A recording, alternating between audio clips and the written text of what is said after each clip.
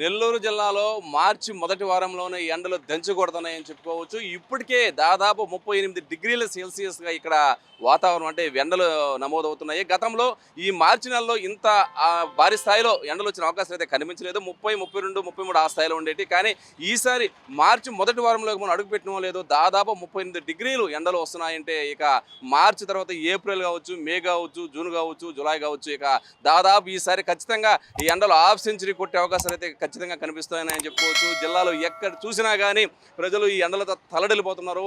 అదేవిధంగా ఉక్కపోతలతో అంటే కరెంటు కోతలు లేనప్పటికీ తీవ్రమైన ఉక్కపోతలతో ప్రజలు చాలా ఇబ్బందులకు గురవుతున్నారు. ఎక్కడ చూసినా కింద చెట్ల కింద సేద తీరుతున్నారు. అదేవిధంగా ఈ యొక్క మజ్జిగ కానీ, టెంకాయ నీళ్ళు కానీ, అదేవిధంగా కూల్ డ్రింక్స్ కానీతో ప్రజలు తీవ్రంగా ఎక్కడ చూసినా వాటిని తాగి సేద తీరుతున్నారని చెప్పుకోవచ్చు. అదేవిధంగా అయితే విఎస్ సెంటర్లో ఉండే ఏరియాలో కూడా ఈ యొక్క జ్యూస్ షాపులు ఎక్కువ, కూల్ డ్రింక్ షాపులు ఎక్కువ. ఈ ఏరియాలో అయితే ఒక థమ్స్అప్ తాగాలన్నా కానీ క్యూలో ఉండవలసిన పరిస్థితి. అంటే ఎండలు ఆ స్థాయిలో ఉన్నాయని చెప్పుకోవచ్చు. ఈ ఎండలకు తాళలేక ప్రతి ఒక్కరూ ఇటు మజ్జిగ నీళ్ళు కానీ, లేకపోతే లోకల్ డ్రింక్స్ కానీ, లేకపోతే టెంకాయ నీళ్ళు కానీ ఆశ్రయిస్తున్నారు.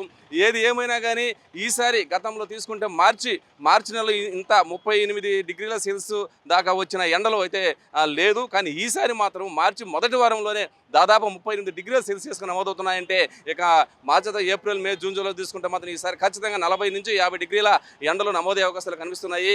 గతంలో ఈ ఎండల తీవ్రతకు జిల్లా పోలీసులు కావచ్చు, రెవెన్యూలు కావచ్చు, జిల్లా కలెక్టర్ కావచ్చు ప్రతి కిలోమీటర్కి ఇటు మంచినీళ్ళ కోసం ఈ యొక్క చలివేంద్రాలు ఏర్పాటు చేశారు. ప్రస్తుతానికైతే జిల్లాలో అలాంటివి అయితే ఇంకా ఏర్పాటు చేయలేదు. కానీ ఖచ్చితంగా జిల్లా కలెక్టర్ కావచ్చు, జిల్లా ఎస్పీ కావచ్చు, ముఖ్యమైన అధికారులు కావచ్చు ప్రతి కిలోమీటర్కి ఈ యొక్క చలివేంద్రాలు మజ్జిగ కావచ్చు, మంచినీళ్ళు కావచ్చు వీటన్నిటిని ప్రజలకు అందించడానికి వీళ్ళంతా ఇప్పటికే ఏర్పాట్లు చేస్తున్నారని చెప్పుకోవచ్చు. అదేవిధంగా ముఖ్యంగా ట్రాఫిక్ పోలీసులు తీసుకుంటే చాలా ఇబ్బందులు గురవుతున్నారు.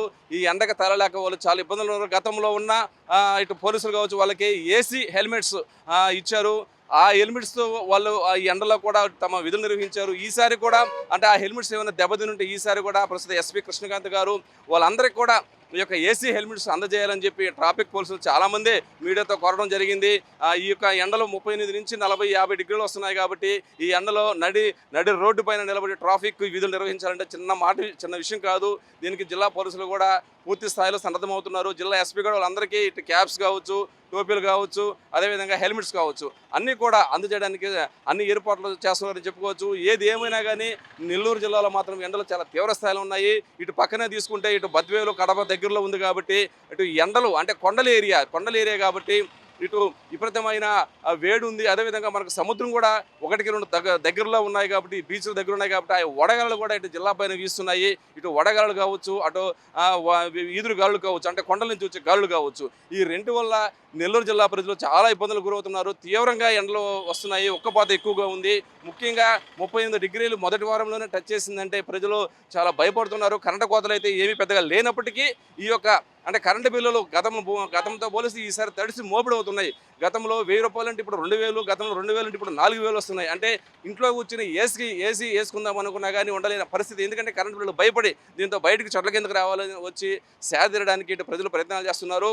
అదేవిధంగా ఇటు కరపచ్చకాయలు కావచ్చు, దోసకాయలు కావచ్చు, కీరకాయలు కావచ్చు వీటికి కూడా డిమాండ్ భారీగా పెరిగిపోయింది నెల్లూరు జిల్లాలో. ఎందుకంటే ఈ ఎండలకు తరలేక ప్రతి పౌరుడు కూడా ఇటు కరపచ్చకాయ తినటం కానీ, ఇటు పుచ్చకాయలు కానీ, ఇలాంటివన్నీ ఇటు కీరకాయలు, దోసకాయలు ఆశ్రయిస్తున్నారు. ఏదేమైనా కానీ నెల్లూరు జిల్లాలో మార్చి మొదటి వారంలోనే 38 డిగ్రీలు ఎండలు నమోదవుతున్నాయంటే ఇది రికార్డ్ అని చెప్పుకోవచ్చు. ఇక పోతే ఇంకా 2-3 నెలల తర్వాత సూర్యుడు ఏ విధంగా విశ్వరూపం చూపుతాడో దాదాపు హాఫ్ సెంచరీ చేసే అవకాశాలు అయితే కనిపిస్తున్నాయి. ప్రజలు కూడా చాలా అప్రమత్తంగా ఉంటున్నారు. చాలామంది ఇటు సోషల్ సర్వీస్ చేసేవాళ్ళు కావచ్చు, అదేవిధంగా వీళ్ళు జన విజ్ఞాన వేదిక నాయకులు కావచ్చు వడదెబ్బ తగలకుండా ప్రజలు ఏ విధంగా జాగ్రత్తలు తీసుకోవాలి, ఏమి తాగాలి, ఏమి తాగకూడదు, ఏమి తినాలి, ఏమి తినకూడదు అని చెప్పి వీళ్ళంతా ఇప్పటికే ఇటు పాంప్లెట్ రూపంలో ఇటు ప్రచార పత్రాలు ప్రజలకు అందజేస్తున్నారు. డాక్టర్లు కూడా చాలామంది ఉచిత సలహాలు ఇస్తున్నారు. ఎండలకు జాగ్రత్తగా ఉండమని చెప్పి ప్రజలు పదే గమనిక హెచ్చరికలు జారీ చేస్తున్నారు.